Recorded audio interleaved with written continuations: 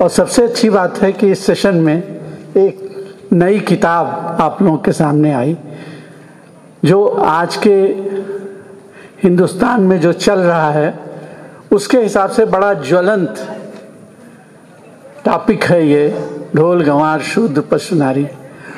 और अच्छी बात यह है कि इसको डॉक्टर बलराम ने शुरुआत इसकी की लिखने की। हमें इसलिए खुशी हो रही है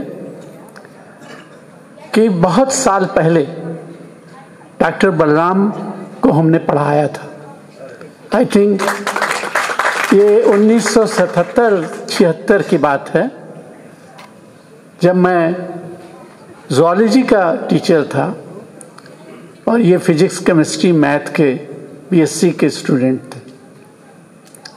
मेरे लिए बहुत बड़ा सौभाग्य है कि मेरा अपना पढ़ाया हुआ स्टूडेंट आज एक विश्वविद्यालय से भी बड़ी चीज आज शुरू कर रहे हैं, एक ऐसे रिमोट प्लेस में जहां पहुंचना मुश्किल है। मैं आज सुबह 8 बजे अपने घर से चला। मैं इंटरव्यू करूंगा बीच में। आपका एक स्टूडेंट बलराम जी जो बैठे हैं, मुझे किसी ने मौका दिया था एक बार बात करने का। मैं कुरुक्षेत्र से आया हूँ।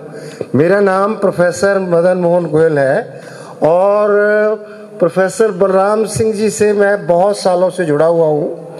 लेकिन जो मैं गंभीरता के साथ आपको बताना चाहता हूँ, मुझे किसी ने कहा था कि प्रोफेसर बलराम सिंह जी को अप्रोच कीजिए राष्ट्रपति का इलेक्शन लड़ने के लिए। और जब मैंने इनको फोन किया कि आप आदेश करें तो हम कोई यहाँ इस तरीके की लॉबी क्रिएट करें, तो इन्होंने मना कर दिया। कहता जी मैं तो अमेरिका का सिटीजन हूँ और मैं राष्ट्रपति का कैंडिडेट नहीं हो सकता। लेकिन इतनी बड़ी बात है कि उसके बाद इन्होंने किसी और का नाम सजेस्ट किया।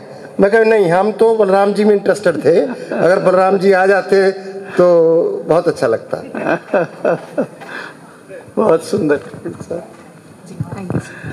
मैं थोड़ी देर समय आपका और लूँगा।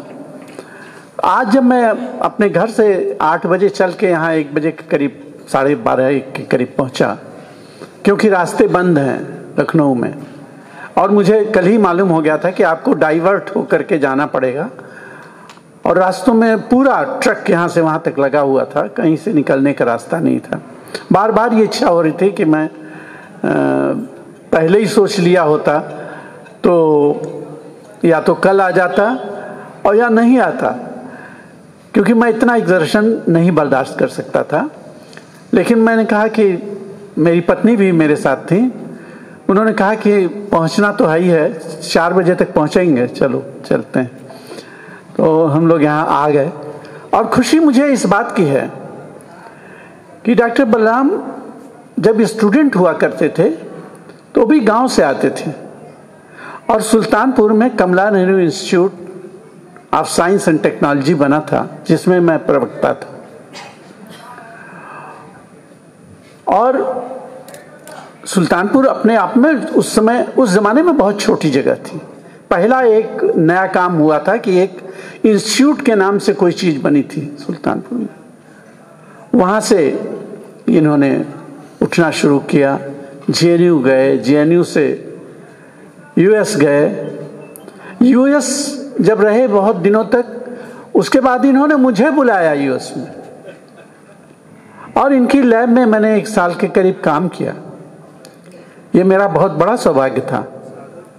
मुझे ये सौभाग्य था कि जिसको मैंने पढ़ाया, मैं उसके लैब के अंदर, उसकी यूनिवर्सिटी में जाके काम कर रहा हूँ।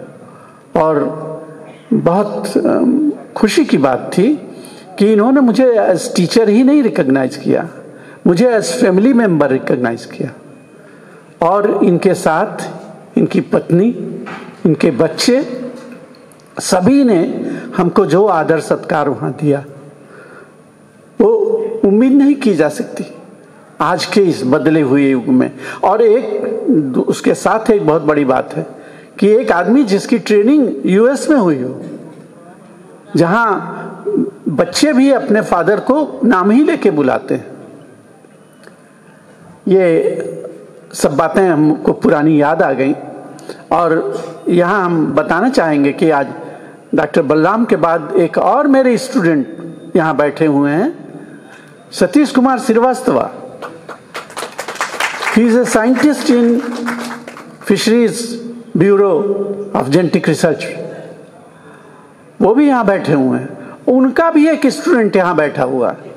तो ये बहुत बड़ा सौभाग्य किसी टीचर के लिए कि 3 जनरेशन, नहीं तो घर में चलता है, 3 जनरेशन यहाँ विद्यमान है।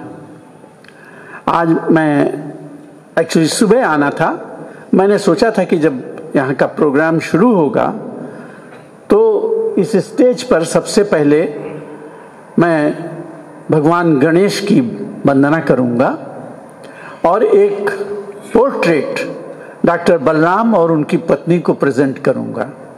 मैं चाहूँगा कि वो दोनों लोग यहाँ आएं और वो मेरे हाथ से ले लें। मुझे मालूम नहीं कि ये पहला प्रोग्राम है, अंतिम प्रोग्राम है, क्योंकि मैं काफ़ी मैच्योर हो चुका हूँ। तो लगता है कि आइए प्लीज़।